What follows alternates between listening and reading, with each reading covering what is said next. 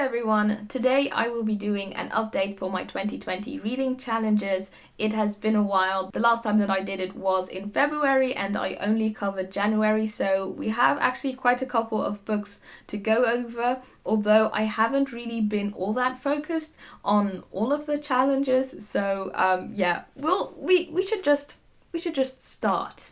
Yes. So the first one is the Year of the Asian Reading Challenge 2020, and I wanted to read more than 50 pieces of Asian literature. And I read The Life of a Stupid Man by Ryunosuke Akutagawa, How to Pronounce Knife by Sufankam Tamafongsa, Days of Distraction by Alexandra Chang, Miss Ice Sandwich by Mieko Kawakami, Ormeshadow by Priya Sharma, Kokoro by Natsume Soseki, and The Whale That Fell in Love with a Submarine by Akiyuki Nosaka.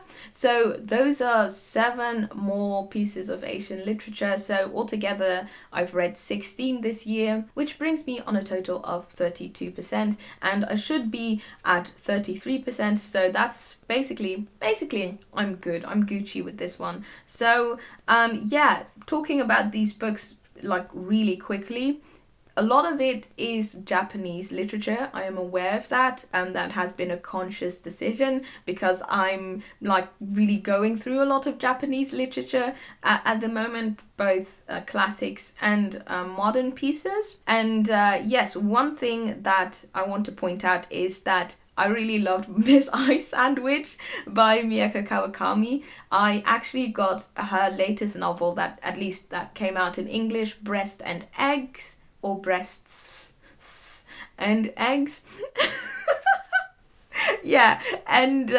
Because I just really loved her writing and I was very excited to actually read a novel because Miss Ice Sandwich is a novella. So yeah, I'm excited about that. Also, yesterday I read an article online which contained like an excerpt of an interview with her and Haruki Murakami, because apparently Murakami is a huge fan of her, and so over I think between 2014 and 2017 they did 4 interviews together, and they have 16 hours of footage, which is a lot, and that all got compiled into this one book where you just have conversations between the two. And unfortunately it hasn't been translated to English yet, but there's an excerpt online in English in which Kawakami basically interrogates Murakami on how he depicts women in his novels, because that has been quite a hot topic for the past couple of years.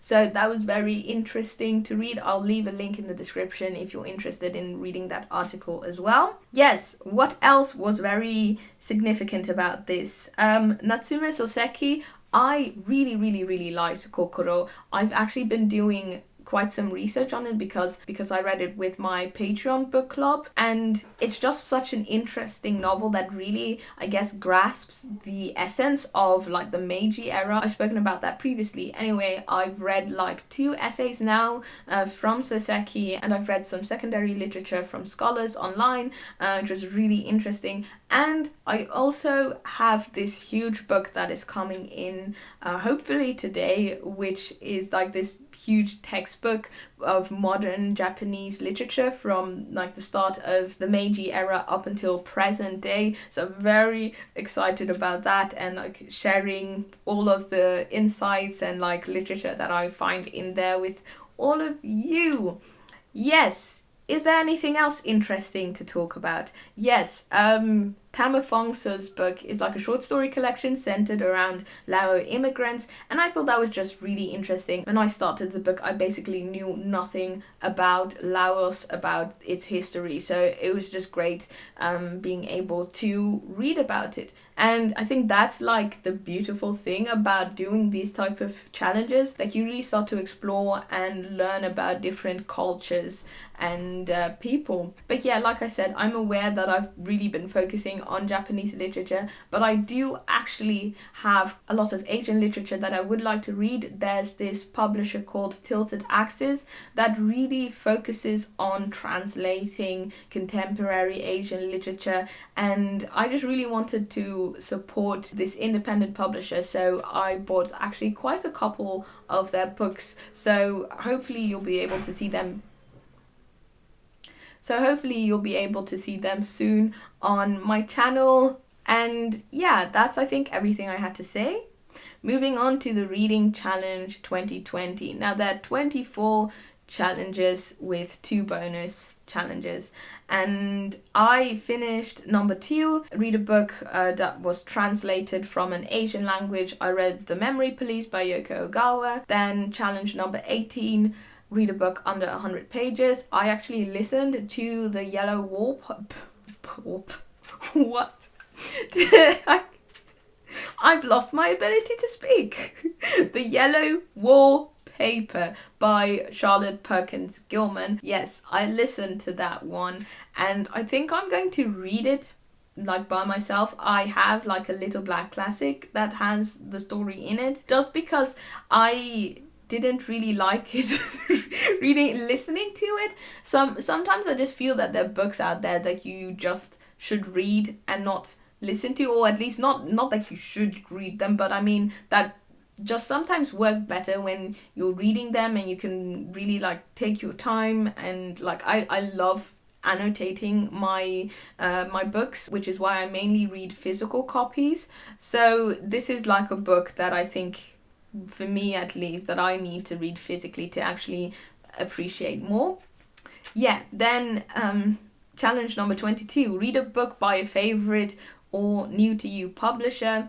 Tor.com is like, they're one of my favorite publishers, to be honest. I've read so many of their books, but yeah, I read Ormeshadow by Priya Sharma, that came from them. So those are 3 challenges completed, which means that I've completed 6 in total, which gives me 25%, which isn't too bad, but also I need to read more. But yeah, I don't know. To be honest, I've been having a bit of a hard time with this challenge specifically, and I think that's because the criteria is just more specific than like with the other challenges. For instance, like read a book about a woman artist, or a stellar or women's prize winner. And so like the pool of books that you can read to complete certain challenges are just a bit smaller. So yeah, it has its advantages and disadvantages, because I bet that if I end up completing this challenge, that I would have read books that I probably would never have picked up if it wasn't for this challenge.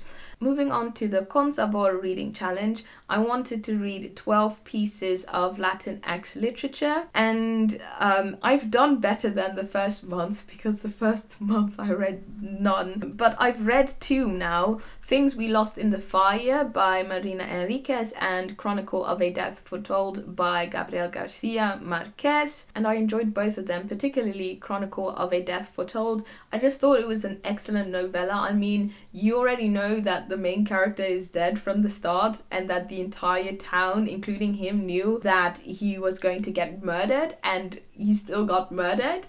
And it's just still like such an exciting, thrilling story. So yeah, I'm really looking forward to reading more of Garcia's work. But yeah, I'm 2 books behind now, but I'm sure I'll be able to catch up soon. I have quite some interesting pieces of Latinx literature now. A substantial part of that are classics. I, for instance, have pieces from Lispector, Borges and Armado. Then the Classics Community Challenge, and to be honest, I have really smashed that one. I did actually quite well. I read Dark Days by James Baldwin, An Image of Africa by Chinua Achebe, The Life of a Stupid Man by Ryunosuke Akutagawa, Chronicle of a Death Foretold by Gabriel Garcia Marquez, Kokoro by Natsume Soseki, The Yellow Wallpaper by Charlotte Perkins Gilman, The Turn of the Screw by Henry James, and Rebecca by Daphne du Maurier. And that brings me on a total of 10 classics, and I had planned to read 12, so that's great. Yes, I'm very happy about that. And also, looking at the list, it's rather diverse. You have African American literature, Nigerian, Japanese, Brazilian, what else? English and American. So yeah, just very content with that, very excited to read more classics. And I think that's about it. So to sum things up, I think I did quite alright.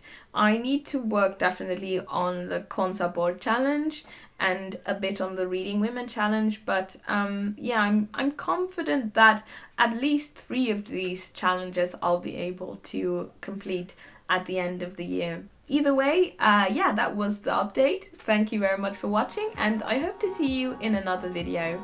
Bye bye.